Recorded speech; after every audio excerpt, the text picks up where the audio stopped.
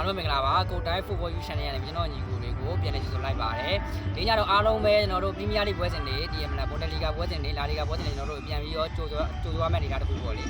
ဒီနေ့ကိုတိုင်းကျတဲ့ပွဲစဉ်လေးတွေကျွန်တော်တို့လာရောက်ပြီးကျွန်တော်ညီကိုတွေကိုလာရောက်ပြီးမြောက်ပေးခြင်းဖြစ်ပါတယ်အဲ့ဒီပွဲစဉ်ကတော့ညနေ6:00 နာရီမှာကံမယ်ကျွန်တော်တို့ Brentford နဲ့ Manchester United ပါပေးရတဲ့ပေါ်ကြီးတစ်ခုကိုကြည့်ရမယ်ဆိုရင်တော့ Manchester United ရဲ့ level ကို65အရှုံးပေါက်နေပါတယ်။65ရှုံးပေါက်နေဂိုးပေါင်းစရာ3လုံးကို30အစားပေါက်နေပါတယ်။ဒီ Brentford ကိုကြည့်ရမယ်ဆိုရင်တော့ Brentford က9ပွဲမှာကျွန်တော်တို့တပွဲနိုင်တပွဲတည်3ပွဲရှုံးရမှတ်က4မှတ်နဲ့တူဒီအောက်မှာတူရှိတယ်ပေါ့လေ။ဒီဘက်က Manchester United ကတော့သူ Chelsea ကိုတော့အရင်ဘက်ကသူနိုင်သွားတယ်ပေါ့လေ။နိုင်သွားတယ်ဆိုတာ2-1နဲ့သူကြားနဲ့နိုင်သွားတယ်။အဲ့ပွဲကလည်းမနေ့ကကြီးကြတင်တာပေါ့လေ။မနေ့ကမကြောက် Chelsea ကအင်မတန်ကြောက်နိုင်လို့လားသူ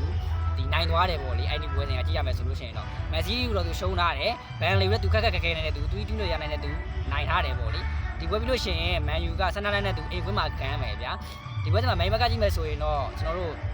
့ဒီအာမက်လည်းမပါဘူးဗျာတည်ရမလားအာမက်တို့တည်ရမလားမပါတဲ့အတွက်ကျွန်တော်တို့မင်းလည်းမပါလာဘူးဗျာဒီဥကာရီနဲ့ပဲသူပွဲထွက်လောက်တဲ့နေတာတခုမှာကက်စမဲတို့လည်းမပါဘူးဗျာဒီပွဲစဉ်မှာနိုင်မလားလို့ကြည့်တော့ဘက်က Brentford ဗျာ Brentford ကဒီပွဲပြီးလို့ရှိရင်မက်ဆီနဲ့သူအိမ်ကွင်းမှာထက်ကန်အောင်ပါဗျာတည်ရမက်ဆီကအမေရိကန်မနိုင်ထားသေးဘူးအမေရိကန်ပွဲကောင်းမနိုင်ထားသေးဘူးဗျာအဲ့တော့မန်ယူကပေးနေရ level 65ရှုံးမှာ Brentford အသင်းကိုကြိုက်ပါတယ်ဘာလို့ကြိုက်တာလဲဆိုတော့ Manchester United 9အောင်တစ်လုံးပါပဲအမေရိကန်တော့ ZZ နဲ့ Brentford နိုင်သွားမယ်လို့ထင်ပါတယ်ဂိုးပေါင်းဈေးကိုကြည့်ရမယ်3-30မှာဂိုးပေါင်းအောက်ကိုကြိုက်ပါတယ်အဲ့တော့ Brentford နဲ့ Manchester United မှာဆိုရင်တော့ Brentford အသင်းနဲ့ဂိုးအောက်ကိုကြိုက်ပါတယ်အဲ့တော့ဘွဲက6နာရီခွဲမှာကံမယ်ကျွန်တော်တို့ Gita Fee နဲ့ Livan Day အသင်းမှာဂီတာဖေးပေါက်နေတဲ့ချိန်တစ်ခုကြည့်ရမယ်ဆိုရင်တော့ဂီတာဖေးကနေ level ကို80အရှုံးပေါက်နေပါတယ်။ဂိုးပေါင်းစရာနှလုံးကို30အရှုံးပေါက်နေပါတယ်။ဒီဂီတာဖေးကိုကြည့်ရမယ်ဆိုရင်တော့ဂီတာဖေးကအရင်ဘက်ကကန်တဲ့ပွဲစဉ်မှာဆိုလို့ရှိရင်တော့ကျွန်တော်တို့တည်ရမလား။အလားဘက်အသင်းကိုဗျာဒီ level 40ရှုံးပေးပြီးတော့1-1နဲ့သူတည်ကျသွားတယ်။ဘာစီတော့သူရှုံးထားတယ်။အဲ့တော့သူနှစ်ပွဲကြေးကျထားတယ်ဗျာ။ဒီဘက်က Livan Day က Real ကိုရှုံးတယ်။ဒီ Giona တော့သူနိုင်ထားတယ်ပေါ့လေ။ဒီဂီတာဖေးကအရင်ပွဲက level 40ရှုံးမှာသူရှုံးခဲ့တဲ့အတွက်ဒီဝက်စင်ကိုတော့ကိုတိုင်းကတော့အနိုင်ကံမယ်လို့ထင်ပါတယ်အဲ့တော့ဂီတာဖေး level 80ရှုံးမှာဂီတာဖေးအသင်းကိုကြိုက်ပါတယ်ဂိုးပေါင်းနှလုံး30အရှုံးမှာဆိုတော့ဘိုးဘော်ကိုလည်းကြိုက်ပါတယ်ဒီဝက်စင်က1-1မဟုတ်ရင်1-2လောက်သွားမယ့်အနေအထားတစ်ခုဖြစ်ပါတယ်အဲ့တော့ကိုတိုင်းကတော့ဂီတာဖေးအသင်းနဲ့ဂိုးဘော်ကိုကြိုက်ပါတယ်အဲ့တော့ကျွန်တော်တို့8နာရီခွဲမှာကံမယ်ကျွန်တော်တို့ Chelsea နဲ့ Brighton မှာဒီ Chelsea ကပေါက်နေခြင်းတဲ့တစ်ခုကိုကြည့်ရမယ်ဆိုရင်တော့ Chelsea က1 black ကို65ပေါက်နေပြီးတော့ဂိုးပေါင်းစရာ3လုံးကို30အစားလာပေါက်နေပါတယ်ဒီ Chelsea ကိုကြည့်ရမယ်ဆိုရင်တော့ Chelsea ကအရင်ဘက်ကဒီလင်ကိုစီးတီကိုတော့သူကြေးကြထားတယ်ဗျာ1-2ဆိုရတဲ့သူနိုင်သွားပေမဲ့ကြေးကအဲ့တုန်းကကြေးကနှလုံးကို15ပြားကြေးအရှုံးဖောက်ပြီးတော့ကြေးကြသွားပါတယ်အဲ့ဒီတွေ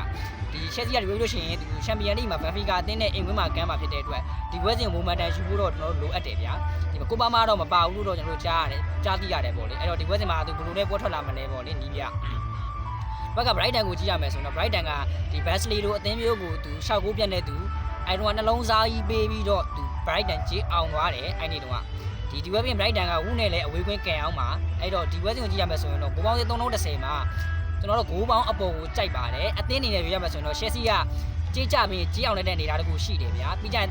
Benfica နဲ့ Champions League မှာကမ်းမှာဖြစ်တဲ့အတွက် Chelsea အသင်းကိုကြိုက်ပါတယ်အဲ့တော့ Chelsea အသင်းနဲ့ဂိုးပေါ်ကိုကြိုက်ပါတယ်နောက်တစ်ပွဲကတော့ကျွန်တော်တို့ Man City နဲ့8နာရီခွဲမှာကံမယ် Man City နဲ့ Burnley အသင်းမှာပေးရတဲ့ပေါ်ကျတစ်ခုကိုကြည့်ရမယ်ဆိုလို့ရှိရင်တော့ကျွန်တော်တို့သိရမလား Man City ကပေါက်နေတာကနှလုံးကို